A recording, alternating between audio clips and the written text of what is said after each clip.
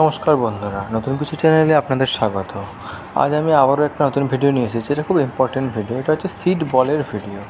এখন সিড বলের কনসেপ্টটা খুব ভালো প্রচলিত কনসেপ্ট, তাই নিয়ে আসলাম। এই দেখুন, ঝুরঝুরে কিছুটা মাটি নিয়েছি আমি এখানে, কিছুটা শুকনো গোবর নিয়েছি, আর কিছুটা বেল গাছের বীজ নিয়েছি। এখানে শুধু বেল গাছ নয়, বেল গাছ, নিম গাছ এবং অশ্বত্থ বট গাছেরও কিছু কিছু বীজ আছে। আজ ভিডিওটা গরমের ছুটিতে বাড়িতে এসে আমি আর আমার মেয়ে দুজনা মিলেমিশে কাজটা করছি। দেখতেই পাচ্ছি কীভাবে করছি। প্রথমে খুব শুকনো শুকনো করে আটা মাখার মতন করে মাটি, পরিষ্কার মাটি আর ওই শুকনো গোবরটা মিশিয়ে মেখে নিতে হবে। সুন্দর সুন্দর করে টোটোর মতো ওই করে দেখছেন একটা একটা করে বিচি প্রত্যেকটা মাটির টোয়ের মধ্যে আস্তে আস্তে করে খুব যত্ন করে ভরবেন।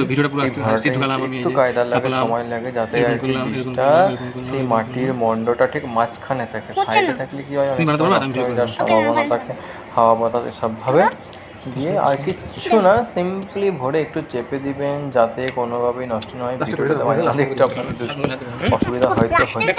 তা আমার ছোট্ট মেয়ে এই ভিডিওটা করেছিল, যেহেতু আমি করছিলাম তখন মেয়েটা করেছিল। এই যে করা হয়ে গেলে এইভাবে একটু রোদে শুকিয়ে নেবেন।